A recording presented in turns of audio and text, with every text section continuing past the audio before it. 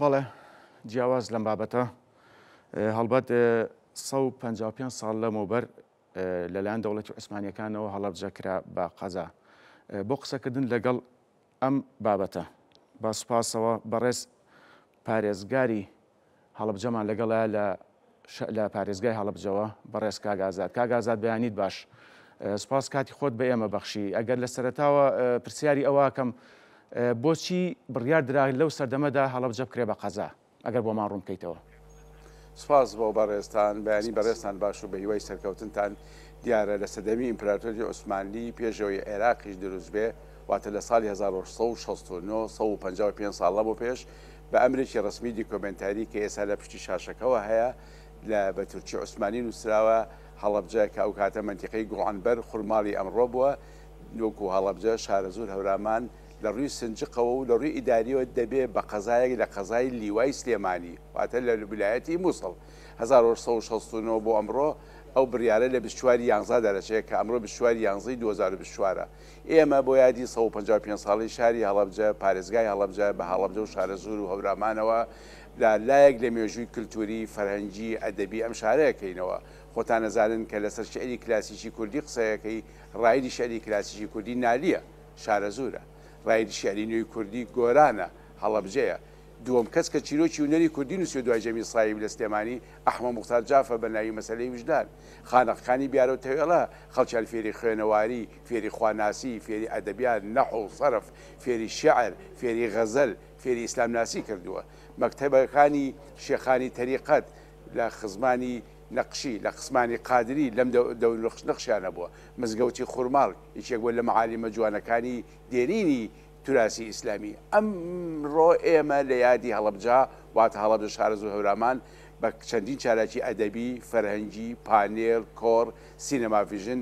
لەو فەرەنگەیەکەینەوە و ڕۆژی هەڵەبجەماندانەوە بە 24 یانزەی 1969 کە هەموو ساڵە یاد بکرێتەوە. بەڵێ کاک ئازادی سایادی بە قەزابوونی هەڵەبجە ئەکرێتەوە بە قەزابوونی چ کاریگەریەکی لەسەر پێشکەوتنی ئەو شارە هەبووە بە شێوەیەکی گشتی. ئێمە یادی بە قەزابوون ناکەینەوە یادی یەکەم قەزاکەینەوە بۆ عمرێ لەمە پێش 1969 155 ساڵ لەمە پێشەکە ئەم شار و دەڤەرە شایانی ئەوە بێ بە قەزا. ئەمڕۆی 2024 لە حکوومەتی عێراقی فیدراڵ هێشتا هەر قەزایە. ئەمە غەدێکی گەورەیە لەم شارەکرێ. ئەمە یەک ئێمە یەکەم بەیانی 1964 یەکەم بڕیار کە دەرەچێ یەکەم قایمقامیش بەلای حەمە پاشای بۆ دانرێ کە دانرێ دەوری بەگزایی جاف دەوری سیانزەماڵە دەوری شێخانی تەریقەت دەوری مەکتەبەکانی مفتی دەوری بابڵین مزگەوتی خوڕماڵ دەوری مزگەوتی پاشا دەوری عادی لە خانموو ماڵی بەگزایی جاف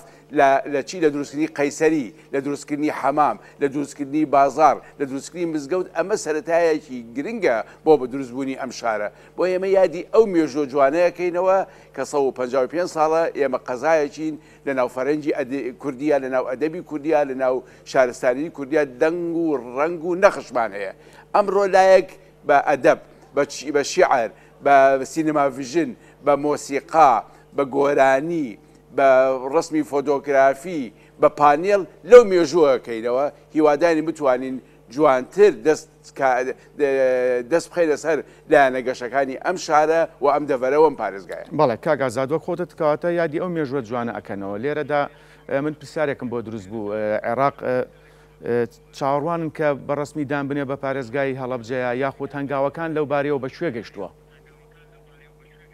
سپاس بۆخوا ئەنجومەنی نیشتیمانی عێراق واتە مەجلیسی نەوابی عێراقی دوو جەلسەیان لەسەر هەڵەبجە کردووە.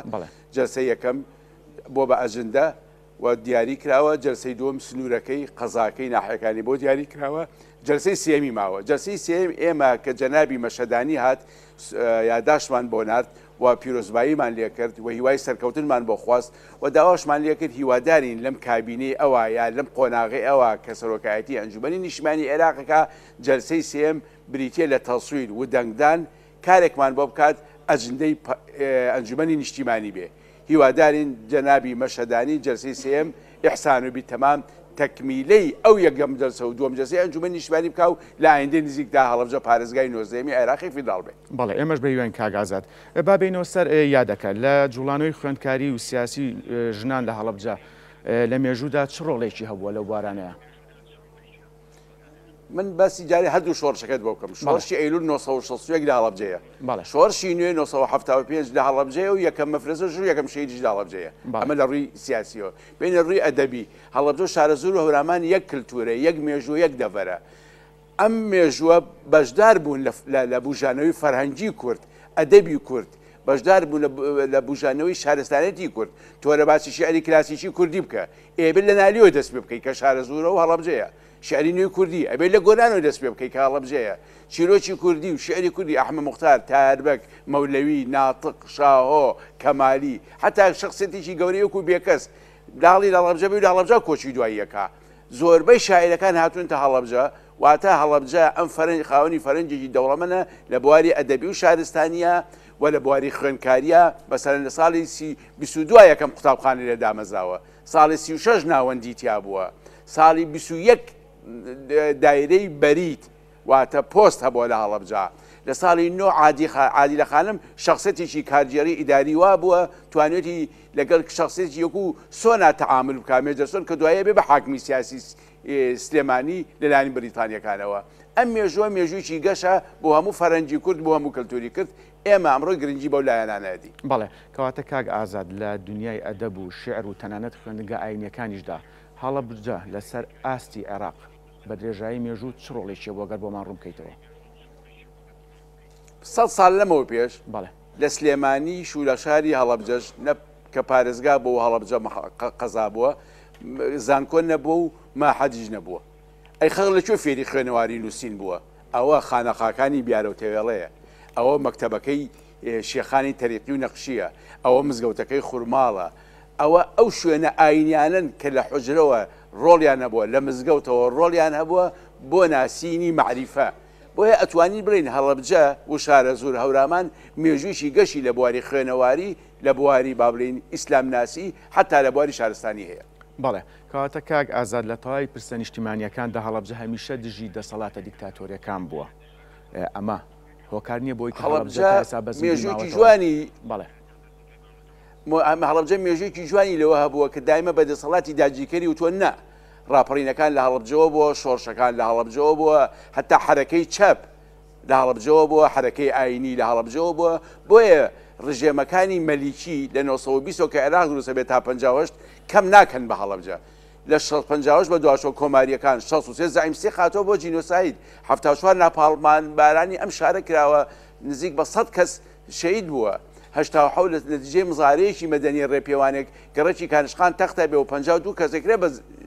زیندە بەچاڵەکرێ 88 کیمیاباران نەکرێ و 5000 مرۆڤی ڕۆحسپی شەید دەبێ 200 مناڵ تاکو ئێستا دیار نین بە هەزاران برینداری هەڵەبجە ئێسش با بڕین بە ئازاری برینداری چێکی کیمیایی و ئەناڵێنن بۆیە نظامەکان لە ئەنجامی ئەوەی کە هەڵەبجە هەستی نیشتیمانی و هەستی نەتەوەیی و هەستی مەدەنی جوانی هەبووە هەمیشە بەرامبەر هەڵەبجە ئاگر و ئاسنیان بەکارێنەوە بەڵێ کەواتە کاگ ئازاد کاتی ئەوە نەهاتووە لایەنە پەیوەندیدارەکان چ لە حکوومەتی هەرێم بێت چ لە حکوومەتی فیدراڵ بێت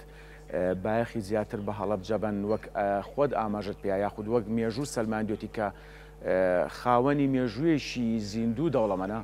کاتی ئەوە ناتوە لە بواری کللتوری لە بواری تەندروستی ڕێگاوبان بۆ نمونە لەسەر جەمبوارەکان بایەخی زیاتر بە هەڵەبجە بدرێت ئێستا هەڵەبجە پارێزگایە ئەبێ سیمای پارێزگای پێوە بێ ئەبێ مەسەن لەم کابینا بە تایبەتی هەموو وزارەتەکان پلانی تایبەتی 5 ساڵی 4 ساڵیان بۆ هەڵەبجە هەبێت واتە ئەم حکوومەتی کە دەشکیلە بێ بۆ 4 ساڵ وەزارەتی کشت و کاڵ سەرباری بەرنامەی گشتی بۆ هەرێمی کوردستان ئەبێ هەڵەبجە چونکە هەڵەبجە مەسەن خاوەنی فیستیڤالی هەنارە هەڵەبجە خاوەنی شوێنی گەشتیاریە و دەشتی شارە زورە زانە چەند گرنگە بێنە سەر وزارەتی پلاندانان ئەبێ سەرباری هەموو پلانێکی بۆ حکوومەتی هەرێم پلانی تایبەتی بۆ هەڵەبجە بێ چونکە هەڵەبجە شارێکی بریندارە شارێکی پڕخەمە شارێکی پرفرمێسکە هەڵەبجە خاوەنی شانزەی سێشتاوەشتە تا مێژووە ئەبێ کورد شانازی بەوە بکات کە یادی بکاتەوە کە فرمێز بۆ شەیدەکانی بڕێژێ کە ئاخ و ئەوف بۆ ئەوانە بکات کە تاکو ئێستا ناتوان بشنەوە ئامێزی دایک و باوکیان و دیار نین بۆ بریندارانەی کە تاکو ئێساچێ ئەگەر بێت و ڕۆژێک کارەبایان نەبێ ئەبێ ئەو جیازی کە هەناسەدانی دەستکردی پێوەیە و تەنەفوسی سەناعیە پێوەی نەبێ کارەبا نەبێ کۆچی دوایی ئەکات ئەمە ئەبێ خەمی گەورەی حکوومەتی هەرێم بێ بە هەموو وزارەتەکان بۆ ئەوەی پلانی تایبەتی 4 ساڵە 5 ساڵە بۆ ئێعمار بۆ ئاوادانکردنەوە بۆ بابرین فەراهەمکردنی هەلی کار بۆ ئەم شار و پارێزگایە بابرین فەراهەم بکەن. بەڵێ کەواتە کاک ئازاد ئاستی ئاوادانکردنەوە و خزمەت گوزاریەکان وەک قەزا بۆ هەڵەبجەکراوە یاخود لە ئەوەی تێپەڕانەوە وەکو پارێزگا ئەم خزمەت گوزاری و ئاوادانکردنەوە لە ئێستایا بەڕێواچێت. ئێستا ئێمە بەڕێوایەتی گشتی حکوومەتی هەرێم هەموو بەڕێوایەتی گشتەکانمان هەیە. هەندێ مؤسساتی هەماهەنگ هەیە با بڵین لەنێوان حکوومەتی هەرێم و حکوومەتی عێراقی فیدرال تاکو ئێستا بەڕسمیت نەکراونەتەوە بۆ چونکە لە عێراقی فیدرال تا ئێستا هەڵەبجە پارێزگانی هەواتە مامەڵەوەی ناکەن مدیرێتی عامی فلان شوێنی هەبێ مدیرێتی عامی فلان مؤسسەی هەبێ بەڵام ئەوەی بۆ هەڵەبجە کراوە وەکو سەرەتاوتم هەڵەبجە سەرباری 5,000 شەید بوون و 16 سێ هەڵەبجە یەک عەمودی نەماوە یەک تەلی کارەبای نەماوە ماڵەکانی بە TNT تەقێنراوەتەوە. دەتوەرە لێرا مەکتەب دروستکە وەرە جادە ڕابکێشە وەرە شەقام بکە وەرە پارک بکە وەرە حەدیقە بکە هێشتا ناگا با بڵین بە هەناسەیەکی ئەو برینانەی کە سوێیەکی گەورن لە دڵی کەسوکاری شەیدانە کەسوکاری کیمیابەرانە بۆیە ئەبێ پلانی تۆکمەتر لە ئێستا بەرنامەی تۆکمەتر لە ئێستا دابڕێژێ بۆ ئاوادانی و دەستی ئەمال لە شاری هەڵەبجە و پارێزگای هەڵەبجە. بەڵێ کاک ئازاد باسی بریندارانی چەکی شیمیاویت کرد لەو بارەیەوە لەگەڵ حکوومەتی عێراق هەوڵەکان گەشتەوە بچێ. ئێمە وەزارەتی تەندروستی حکوومەتی هەرێمی کوردستان بەڕێوەبەری گشتی تەندروستی هەڵەبجە دەوریانەیە ساڵانە لەگەڵ ڕێکخراوی کەسوکاری کیمیابارانی هەڵەبجە دەوریانەیە لەوەی کە زۆر جار ئەم برینارانە هەندێکیان ئەنێرنە بەغا هەندێکیان ئەنێرنە تاران ئەنێرنە کرماشان دیارە ئەمە تەمیلی ئەوێ تەمیلی مادی ئەوێ و ئەبێمە کار ئاسانی بۆ بکەی ڕاستە ئێستا بینی کۆماری ئیسلامی و بابرین حکوومەتی هەرێمی عێراقی فیدرال وەک پێویستی بە ڤیزەی زۆر و بە پاساپۆرتی زۆر و بەشتی نییە هابوو هاتوچۆ بەڵام پێداروان نەبوو بەسەر پێداروان نەبوو ئەمانە دەوریانەیە بەڵام ئەمە ئەبێ حکوومەت پلانێکی گشتگیری هەبێ چونکە ئێمە 3 جۆر نەخۆشیمان بۆ مناڵا بۆ کەسوکاری کیمیاباران و کەسوکاری شەیدانی کیمیاباران هەیە نەخۆشی پێست هەیە نەخۆشی سیەکان هەیە نەخۆشی چاو هەیە هەندێک لەمانە پێویستی بۆ بچێتە ئەوروپا هەندێوانە لەوانەیە پێویستی بێ بچێتە تورکیا ئەمە تەمیلی مادی ئەوێ ڤیزەی ئەوێ پاساپۆرتی ئەوێ هاوکاری ئەوێ هیواداری وەکو وتمان لە کابینەی داهاتووە پلانی ئاوەدانی پلانی وزارەتی پلاندانان پلانی وزارەتی کشت و کاڵ ڕێگاوبان هەمووی